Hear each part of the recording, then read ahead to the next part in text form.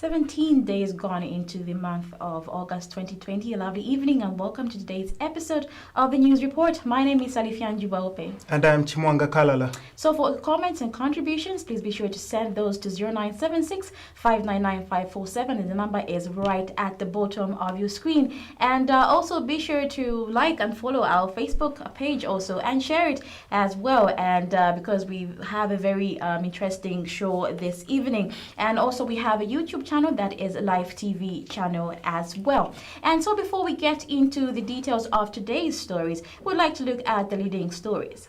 All right, so the Anti-Corruption Commission is in limbo. Then Lusambo's erection of COVID-19 billboards in Kawushi backfires. And the plans to begin Street Kids Reform Program. And in Mozambique, regional leaders are to meet to discuss escalation, of violence that is happening in Mozambique as well. And so CHIMWANGA, I think the past weekend, the president was on the Copper Belt. He was in Dola, and he was having a tour of the town and also the development that was taking place in that particular town as well. And one of the things that he focused on was, the construction of the market that is being done in that area as well. But also on that part as well, I think there may have been something that was, mentioned by the president as well, and in line with, Anti-Corruption Commission. And I do understand that probably this is because of, when we go through the particular story where you find that there is what is being called someone to do with, selective, application when it comes to giving out tenders and whatnot. So one market was built at an amount of 2 million kwacha, and that is the Chifu market, and the Bwana Mukubwa is around 15 million kwacha, and then the other one was in Pulungu market, which was costing around 28 million kwacha. So the difference in prices or in the amounts that was spent on building of the market as well is rather much of a concern. So I do understand where the president was coming from when he said, when he talked about corruption, and obviously it was in line with, the cost of building a market. And these are three different markets that could have also probably costed the same price, but have now variations of prices. I don't know what your reaction is towards this particular story. Yeah, so all right, in the president's statement, I think the focal point there was like the focus by the Anti-Corruption Commission. Seems they were focusing on politicians to say. Exactly. And then we all know that corruption happens everywhere. We have in councils, in markets, in schools, everywhere it happens, but it seems like at the moment, ACC seems to have placed the focus on politicians alone, and I think that shouldn't be the case. Yeah. Right. Because obviously, even in these opposition parties and everything, we have corruption going on there. But why is it that it's always government officials that are being questioned for corruption when you've seen, like the president advised in this particular story, why haven't they probed the building of the market at that expense? So, right. Yeah. But do you think this is also a question to do with, the work that anti-corruption is doing, away from whether it focuses on politics or not? Do you think it's doing its job, it's playing its role quite well as it should be? All right, so as of late, Anti-Corruption Commission has come into question for a number of things.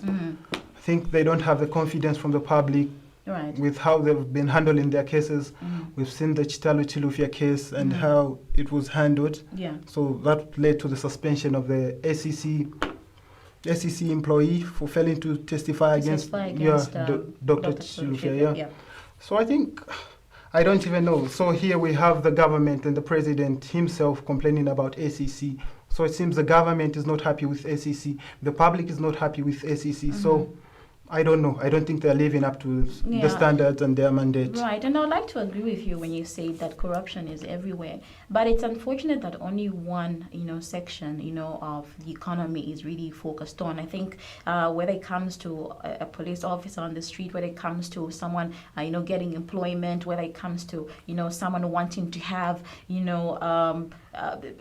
a better treatment, like in hospitals where they want to be priority and they have to pay their way through. So corruption is happening everywhere, and it's rather unfair to only focus on one thing as well. But now when it comes to like giving out the tenders, there obviously was a Lusaka City Council, obviously, and the local Ministry of Local Government who might have been consulted, and they did make up their mind on who exactly they were going to settle for to actually now begin to construct the markets as well. And now, is it just to quickly add on to that, we also have the Zambia Procurement Authority. Exactly, the PPA, so there should be all those controls at play to ensure that these things go smoothly and the right procedures followed. Right. But could it be a case of quantity or quality? Like, why is one costing 2 million and the other one is costing 28 million? I know they'll be in the better position to actually explain themselves, but obviously, and they would try to say it's because they're using, state of the art, maybe, technology to make sure that the market is going to stand for a longer period of time as well. And we had a comment from the DP president, that is Harry KALALA, who said that the utterances by the president, amount to basically intimidating the civil service as well. Do you actually agree with the statement by Harry KALALA? Or again, we're moving towards a point where everything now is being politicized, as usual? There are so many layers to all this. I think he has a point.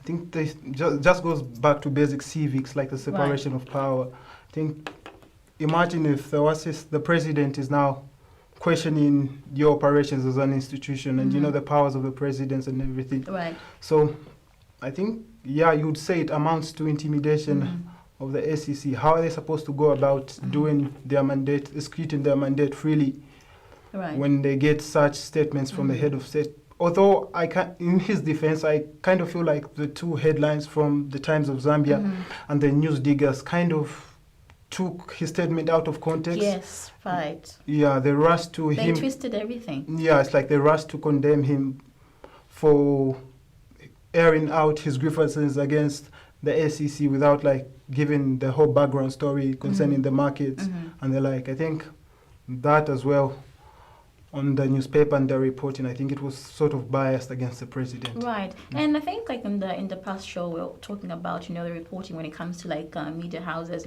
I think we also apply a certain level of selectiveness. Yes, people may be frustrated, but we as, media houses are supposed to be in the middle. We are just a voice. We are not supposed to pick on side, but we should be able to inform the people on something that is going to benefit the economy as well. Unless it's something that is very questionable, then yes, I do see the need where it's it's okay to actually just make people to think through what could be happening as well. And for the DP president to say that the president has never really appreciated the Anti-Corruption Commission, I'm really not sure about that. But then I do feel like the other way that this could have been done was through maybe a consultative meeting to actually find out what's going on. Maybe even the president in his statement was too quick to actually point out issues to do with corruption. And that is a bit of a sensitive issue now because of the cases that have been going on currently. We have the investigations that are still ongoing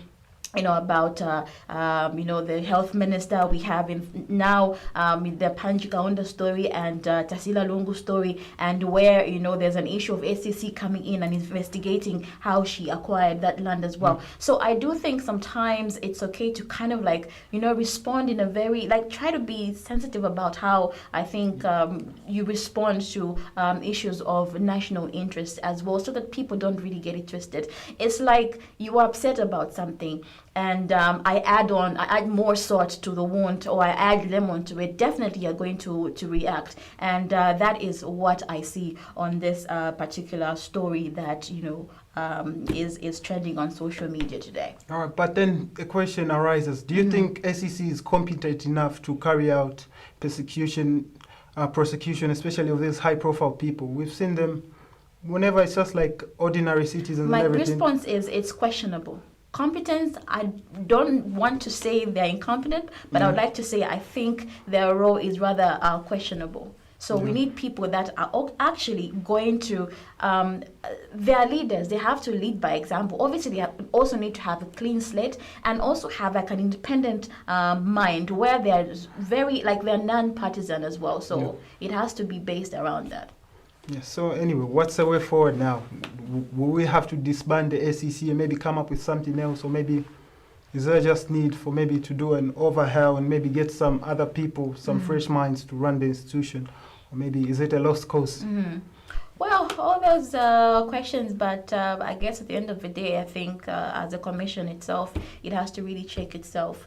There's nothing wrong with, the word no. If someone is not really doing their job and dismissing them, I think at that particular point, if they're not benefiting, the economy as well as the commission as well, I think it's okay to let them go. So to bring in people that are more, legitimate and transparent, and people that are going to deliver, because this is a big institution. It's not a small one. It's investigating corruption cases, and corruption is the biggest, is the biggest, animal that we've had to deal with, not only in Zambia, but, Africa and, some parts of the world over. And it's something that we need to keep on fighting as well. Yeah, so that's that on that particular story. Yeah.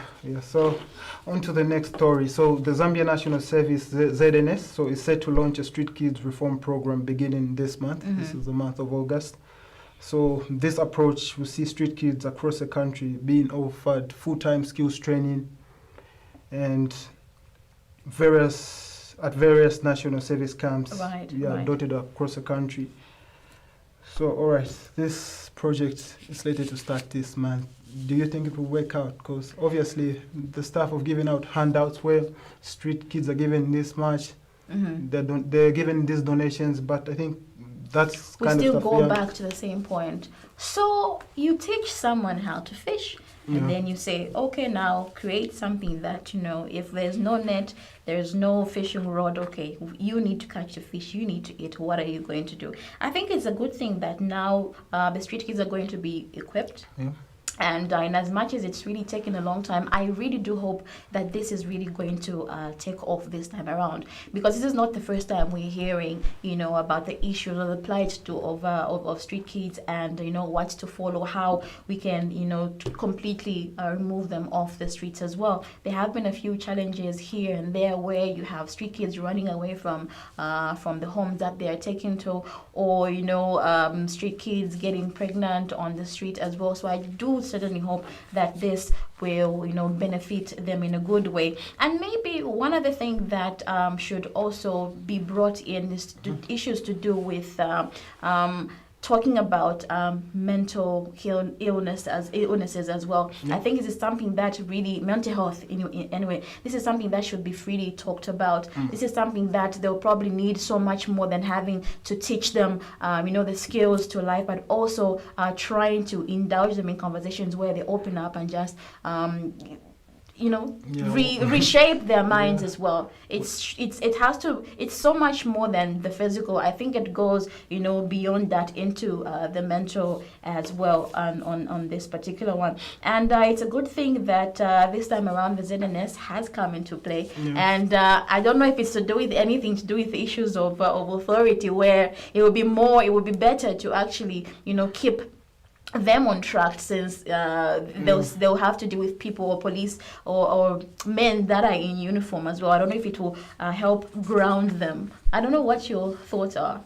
Yeah, so we're yet to see how this plays out. But then again, just to bring you back on the skills training and all of that, I think an important factor again is that, okay, quite all right, you train them, you give them all these skills, but isn't the job market already saturated? Like, what are they supposed to do with their skills?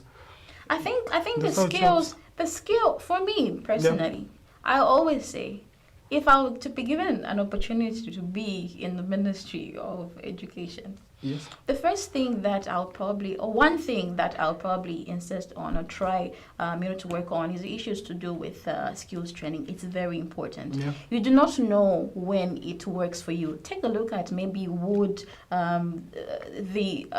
what we had to learn in school, metalwork, woodwork, and all that. You never know where it would actually apply. But in future, probably when you figure it out, you get to see, okay, this is a skill that I learned in school, and I can actually apply it to life as well. So I'm not looking at this in an angle an angle of saying, okay, they learn the skills and then they get employed. This is for me thinking they learn the skills and then they build themselves up. If they need to build any factory, they just get that help to actually be able to set themselves up and take care of themselves and their families as well. So that's the angle that I'm looking at this one. Yeah, that makes a lot of sense. Mm-hmm. Yeah, so I was just thinking again, if you've been to villages and other rural areas, we've seen that there aren't many street kids out there. Right. If you've gone to the village, I think such stuff isn't quite as common as in the city. Yeah, so I think this also goes down to the breakdown of the extended family, where people are able to live with their grandparents and the like. I think as time goes by, we're seeing less and less of that. I don't know if Are you saying that the kids should be sent to live with their grandparents in the villages? If possible, I don't think that's a bad idea. Go and farm in the village, go and do some fishing, whatever else. Like, why would you rather be in a city and sleep under the slums and everything like that when you can have shelter and proper food and probably be productive in the village? Yeah, I think someone has at one point sold us what I would term as dreams. Yeah. You feel like everything happens, in the capital city. And for a long period of time, I think, like growing up, when we're growing up, like in other parts of the country, we thought life only happens in Osaka. There are so many opportunities that are here, but the opportunities now seem to bear fruit for those that really know where to find them and how to sustain those opportunities as well. But I do feel now that opportunities are everywhere. What you need to do is fill up a need. Like if there's a need and you're able to meet that need, then yes, life becomes easy for you. And we could say that maybe extended family could be able to take care of these kids as well. But look at the economy now. Look at how the families are so divided now. Look at how many children are born out of wedlock and on the streets, and who are they going to refer to as grandma or grandpa?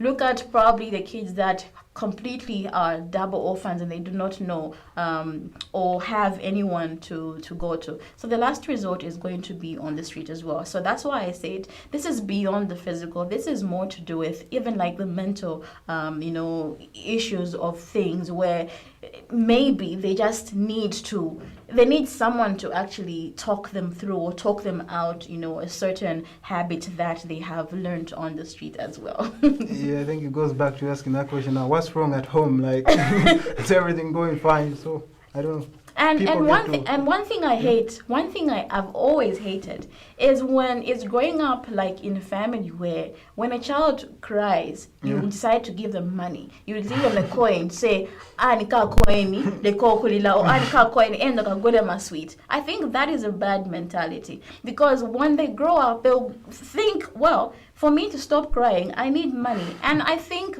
that need now keeps on, it keeps on developing as you go. And that's why we have such. So sometimes I think we really need to trace back to where we're coming from. It matters how, you bring up your children as well, because that's what's going to stick. The first few years, 1 to 5, or maybe even up to 10, but the 1 to 5 is where there's so much observation, I think, when it comes to kids.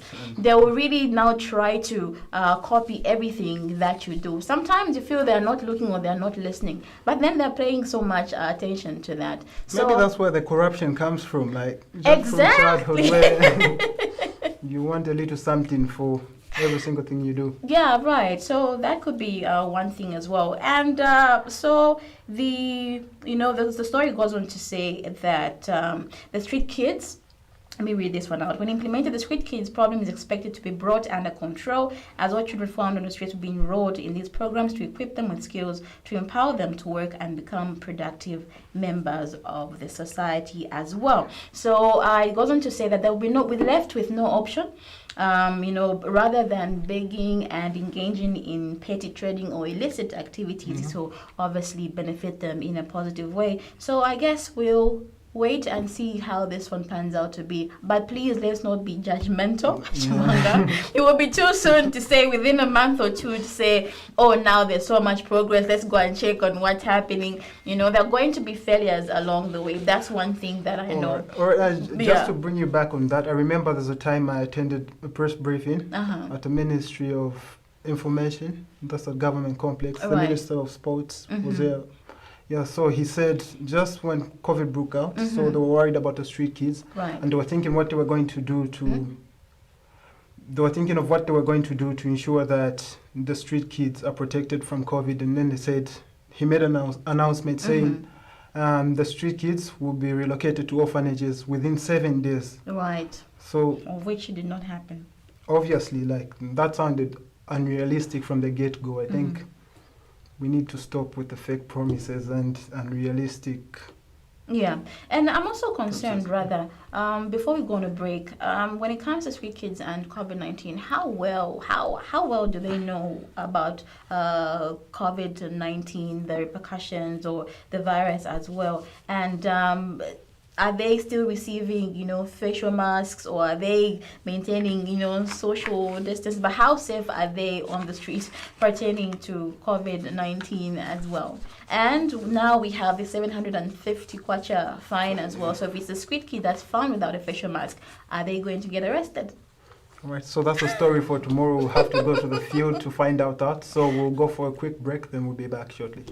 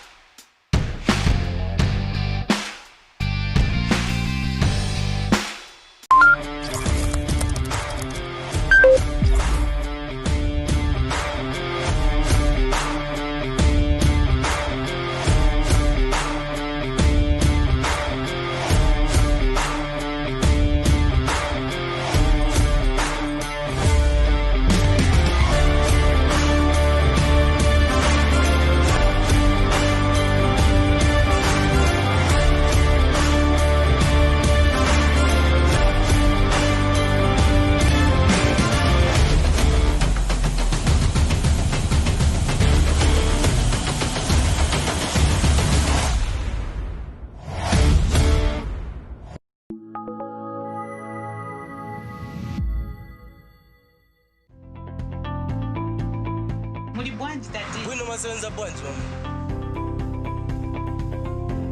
tungiyendesa kona iwe pali pako ma 20 apolo ma 5 kwa jari amba makoino sasinjira kumuzonda makoino songa chinjeko ku bantu abane ndotopwana la 5 hours pamene pano leyo kamba nayo. That is why you need to get an e-token, sir. It is faster and easier. To what? The e-tolling card is a National Road Fund agency card. So all you have to do is just credit it in Dalama and you'll be able to use it but to get Monga Panusu. To avoid the more inconveniences, so you have to start looking for my 20 Introducing the electronic toll card. It's easier, faster, and secure. Access the e-toll cards from all toll gates across the country or the agency's head office in Lusaka at only 30 kwacha. This message is brought to you by the National Road Fund Agency, a sustainable road fund.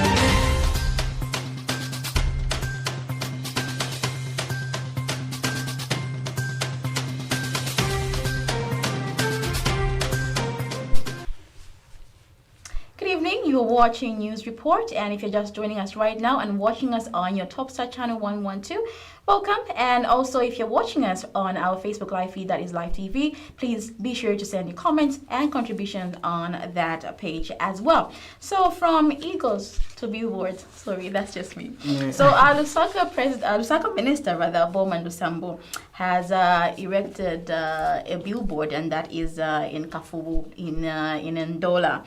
And in his post, he said it's important to continue sending, messages in order to stop the spread of COVID-19. So we know that the minister is also a survivor of COVID-19. He was, in quarantine now for some time, and now he's okay. And now he just coming out and trying to, tell everyone about the dangers, of putting your lives at risk and the lives of your family members as well. And this one brought about a bit of, controversy or mixed opinions from the public as well. What are your thoughts? I think my thoughts are summed up in what was going on the internet. It was a lot of frenzy there. People saying all this and that, but anyway, I think the move backfired on him. Right. I don't know what he was trying to achieve by that. I don't know whether this was a legitimate thing he wanted to do to sensitize the people, or maybe it was just typical trying to politicize everything and maybe make a gain. Right. Yeah, but that was kind of, I don't even know what to make of that. Okay. I'll leave it up. I'll leave it up to you. I really don't have much to say, but as we have seen from the billboard in itself, that first of all, the wrong thing that I saw from the billboard itself is the wearing of the mask. I think even from the cameraman or his people should have emphasized to say, Minister, you are wearing the mask the wrong way, because obviously that was going to attract a lot of opinions from people as well. It's a good thing that we've seen that there's the aspect of family involved there, and he's there with his whole family on the billboard as well. And I really doubt if this one is taxpayers' money. I feel that it's come from his pockets and he just wants to make a statement. So what a better way to make a statement and then just put it out on the billboard. So let's see what you had to say over this particular issue. So this one is coming from Ushi, and Ushi is saying, people are flourishing under this leadership. We now have individuals that are able to afford personal billboards. It shows that the economic situation has drastically improved and that the nation is being managed diligently. Finally, the more money has landed in the pockets. All right, so this is from Naomi. So she says, the Honorable has a beautiful family and loves billboards. So why not use the tool to speak about COVID-19? Maybe we should focus on the message, not the messenger. Exactly my point. This one is coming from Kampamba, and Kampamba says, why don't people leave their families out of politics? Come on. Who's interested in knowing your family? Zambian politics, I was sure. All right. So this one's from Rachel, who says he would have just bought masks for the community. So this is referring to the money used to set up the same billboards. Do you think buying facial masks is just going to stop people from, further spreading? I think people now are well, equipped. They know, most of the people actually know what, COVID-19 is and the repercussions, of getting that virus as well. Anyway, we're reading out comments. Do you have something to say? No, I think it's more important to, if his move was legitimate, I think it would have been more beneficial if he bought the face masks rather than resorting to setting up the billboards. Because normally, if you give them the masks, they don't have an excuse. But then the billboard, the excuse still stands. I don't have a face mask. What can I do? I don't have the money. Is it because he's on the billboard himself? Would it have made a difference if someone else was on the billboard, but he had actually sponsored that billboard to be put up? Would we then have a different opinion towards this particular, issue? Because I really don't see a problem here. So, like the comments say it's all about the message and not the messenger. At the end of the day, let's not really miss the point here. The bigger picture is COVID-19. The wrong thing is that people keep on patronizing clubs. The wrong thing is that people still continue to go out drinking, go out to weddings, go out, to funerals, and sometimes they're making unnecessary movements. Sometimes they're not even washing their hands as well. And I do, in fact, but then just is a picture of a minister supposed to stop you from? I don't know what the motivation behind having a picture of himself on a billboard was, but I think it wasn't necessary. Like, he was taking the attention away from the actual message and focusing it on himself. So you think it should have been a blank message or an abstract billboard instead? Yeah, put a mask there or something if you really care about the people and not about yourself. I don't know. Well, people will always have something to say. I think we have one more or two more messages there. So he used to say, no wonder I have seen most of the people covering their chin and not their nose or mouth. Leadership is the ability to influence others. So, right, my opinion is different though. I feel as a COVID-19 survivor, he has a duty and choice to do his sensitization in the best way he sees fit. We have seen messages on adherence to ARVs done by a family, yet maybe only the father and mother are the only ones living positively. I see no wrong in the billboard. Alright, so I think this is also making reference to him, like bringing his entire family. Like, what was that for? Right. And the saying goes that behind a successful man, there's a woman. So obviously, there was a backing of the wife. And she was like, yes, let's go ahead and do this. Look, it's so much easier when you're on the outside to actually point out the wrongs. But if you're on the inside, it's so much easier for you to actually see what's really going on. I do understand your point. Probably the fact that wrong he's there remains wrong regardless of the consequences. What is wrong about it? Because he's on the billboard, that's why it's wrong? He has a mask right here on the chin. Okay, so that's the only thing you're pointing out. So the minister can redo the billboard, but put on the mask the right way. Seems he has the money, so why not go for it?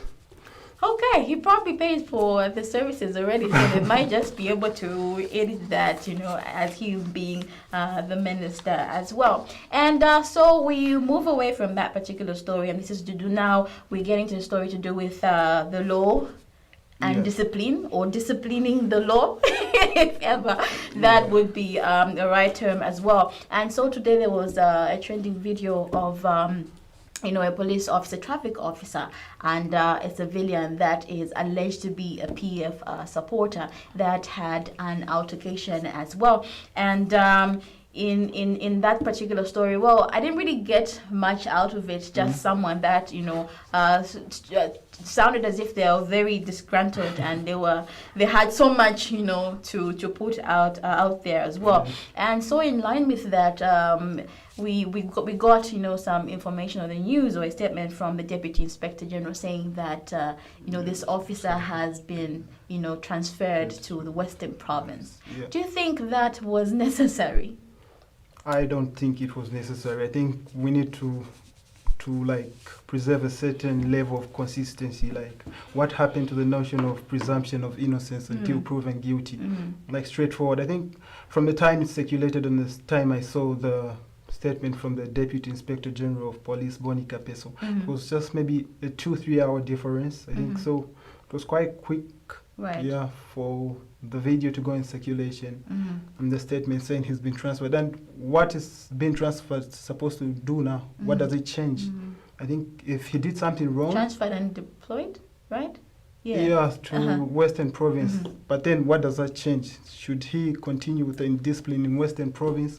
What does that change? I think if he did something wrong, let him be dealt with the law and give him the prescribed punishment. If it has to be suspension or being fired, then do that. I don't think it was kind of rushed. I think we also saw a statement from the Minister of Home Affairs. Right, Stephen Kampiongo.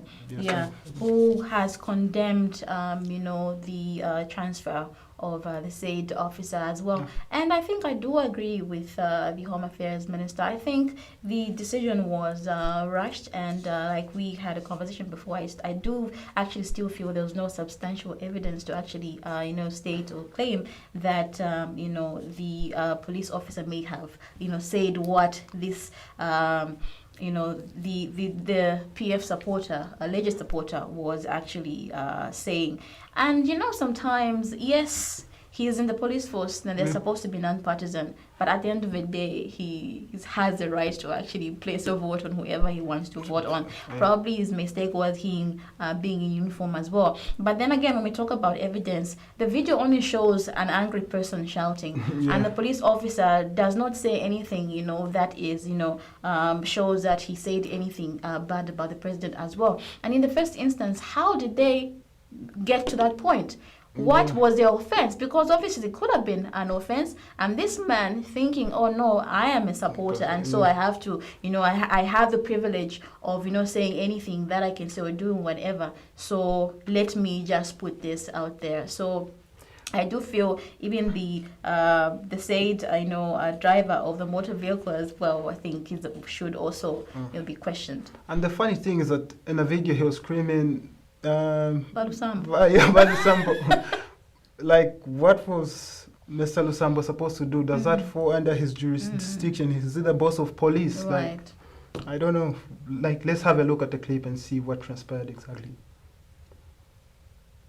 Be telling Honorable Lusambo, who you police that bakateka tabakapite. Often endo you, Honorable.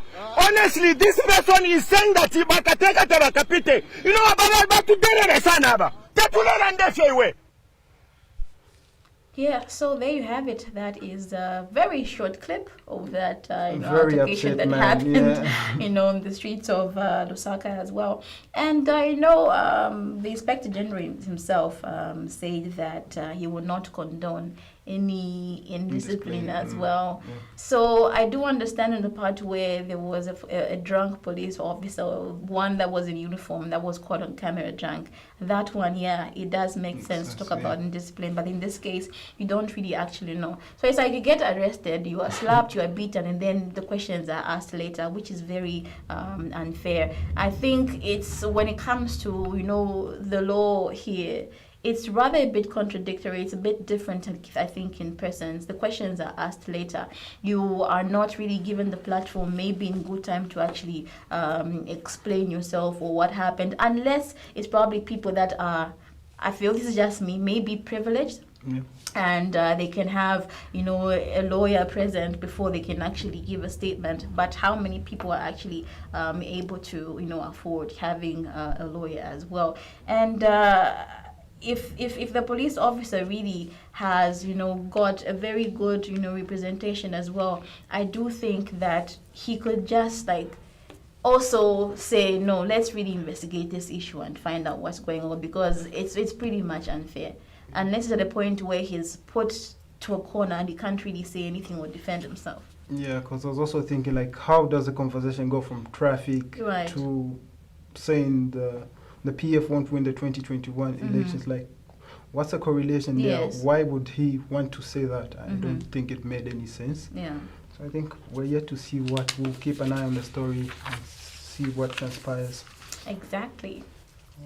And so before we get into the remaining stories, we'll go on a short break and we'll come back after this.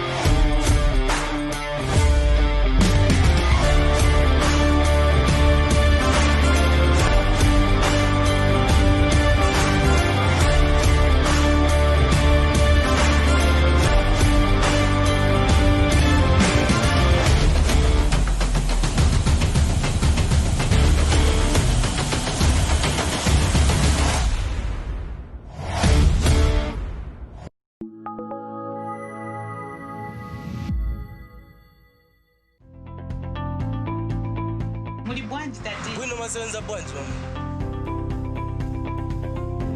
Tungiyendesa kona iwe. Pali pako ma 20 apolo ma 5 kwa jari. Ndamako ino sinjira kumuzo wenda Sungachinjeko kubantu abane ndiyotopwana na 5 hours pamene pano leyo. kamba naye. That is why you need to get an e-token, sir. It is faster and easier. What? The e-tolling card Balela is a National Road Fund agency card. So all you have to do is just credit it in Dalama and you'll be able to use it but to get Monga Panuso. To avoid the inconveniences, so where you have to start looking for my 20 chocolate bank so. Introducing the electronic toll card. It's easier, faster, and secure. Access the e-toll cards from all toll gates across the country or the agency's head office in Lusaka at only 30 kwacha. This message is brought to you by the National Road Fund Agency, a sustainable road fund.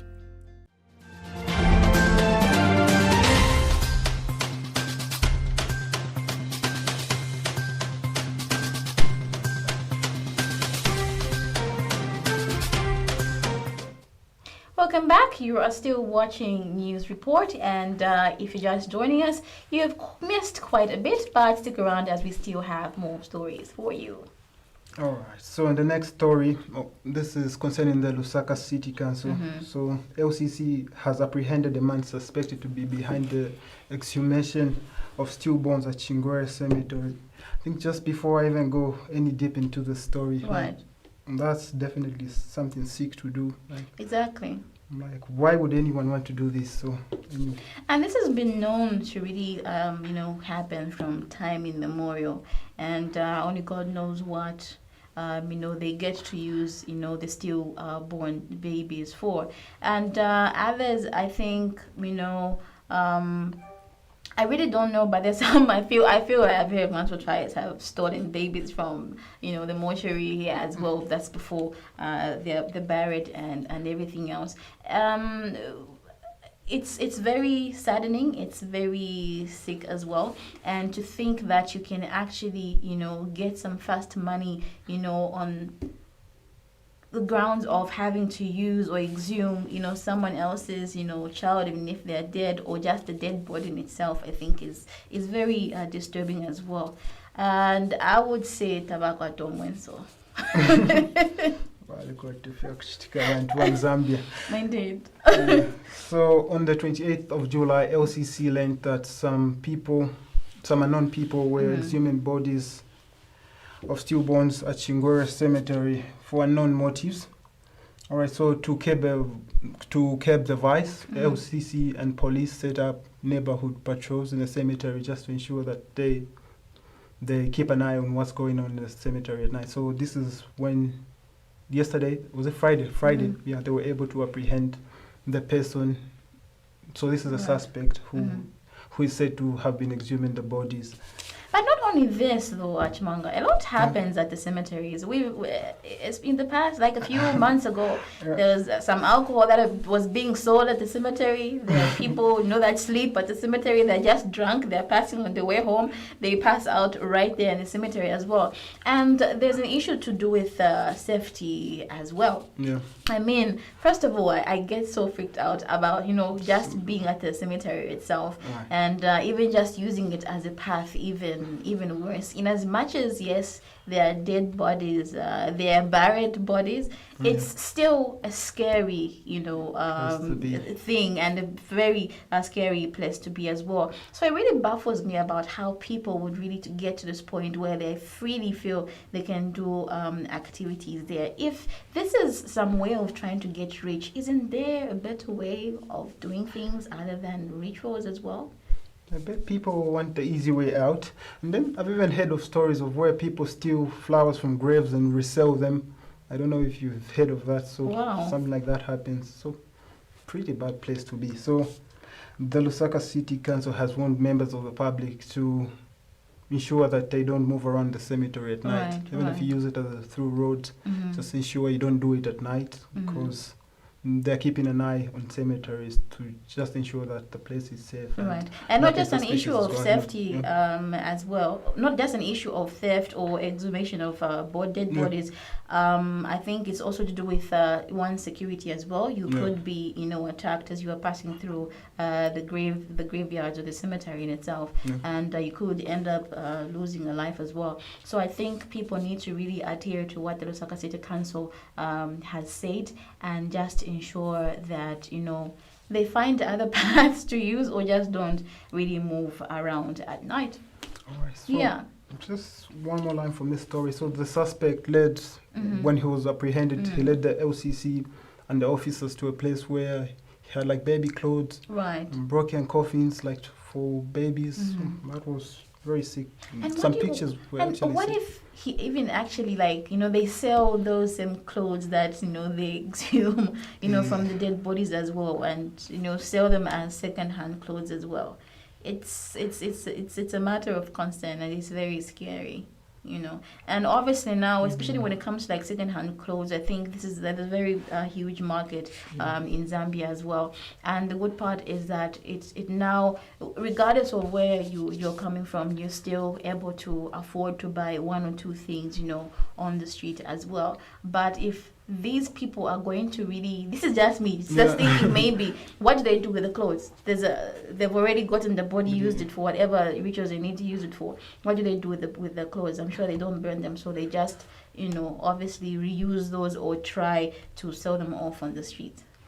That's really disturbing to think about. It is. And so in international news, leaders from Southern Africa are holding a virtual summit on Monday to discuss regional issues. And I'm sure because of the COVID-19, everything has sort of been disturbed. So our leaders, have to meet virtually and see how best they can look at, issues that are affecting, the continent as well. And I would like to note, regional issues, because obviously it's been segmented. It's not everyone that can, be on the screen or attend that particular meeting. So the fact that they've segmented, maybe there's a north, there's a south, there's the east and the west, I think it gives people, a better chance to actually talk about issues, that are surrounding our president was part of a meeting earlier today. So I actually saw something, was that on Smart Eagles, where the president was taking part in this particular meeting. Right. And there was also an appointment. Think of there was a resignation and an appointment of a new leader. I really need to get my facts right on that one, so I really won't say much about it. And so there were some attacks in Mozambique, and this is one thing that is on the agenda as well. And so the leaders just want to see how best they can come in and try to help stop the violence that is going on in Mozambique as well. And so there are also concerns, to do with attacks by armed groups, which could spill over in neighboring countries as well. And we know this could be a possibility if it's not prevented or stopped right now. And so we have a report from Al Jazeera's Haru Mutasa. For 3 years, people living in parts of northern Mozambique have lived with violence, death and destruction. Attacks in Cabo Delgado province have rapidly gathered pace this year, with fighters seizing towns for brief periods and increasingly hitting military or other important targets. The government says local fighters affiliated to ISIL are responsible. Leaders from Southern Africa are meeting on Monday to decide what the region can and should do to help Mozambique's army. There has been a lot of issues on the capabilities of the Mozambican military, from the strength and from the military intelligence side of things. Right? And this is the historical, right? The Mozambican military has not really been able to thwart any insurgents from the Renamo Civil War alone. Mozambique's president, Filipe Nyusi, visited the area and promised to do more to help people affected by the violence. There is speculation some southern African leaders could send in troops to help Mozambique's army.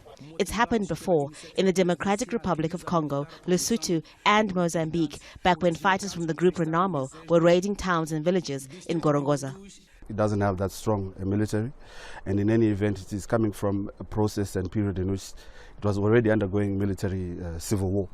And again, there was international assistance to either come to a peace agreement with the former Renamo military movement, as well as to try and integrate the armies within Mozambique. So it's a very fragile sort of military framework that Mozambique has at the moment. Southern African leaders are under pressure to come up with a plan to help. In May, some regional leaders met here in Harare to decide what to do about the unrest in Mozambique. But after hours of talks, the meeting ended without any concrete agreement. Many people have died, thousands have been displaced by the violence, which seems to be getting worse. Northern Mozambique is rich in natural gas. Some projects are believed to be worth more than $60 billion. Analysts say that could be one reason fueling the violence. There are concerns attacks by armed groups could spill over into neighboring countries. That's already been seen in other parts of the continent, such as the Western Sahel region and the Horn of Africa. Haru Mutasa, Al Jazeera, Harare.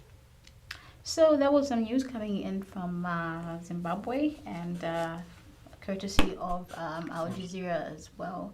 I don't know if you have any last remarks pertaining to this particular story or the news report for this evening. But we can just go over the headlines again. Pretty Right. much a lot here. Mm-hmm. Right, so the Anti-Corruption Commission is in limbo. We have Bowman Lusambo erecting COVID-19 billboards in Kabushi, and that backfiring. And also the ZNS, to start on the kids reform program this August, right? Yes. And also regional leaders meet to discuss escalation of violence in Mozambique. And so on that note, we come to the end of today's episode of News Report. Join us again tomorrow at 19 hours. This has been SALIFYANJI BWEUPE And CHIMWANGA KALALA. And on behalf of the entire news production, saying good night and God bless.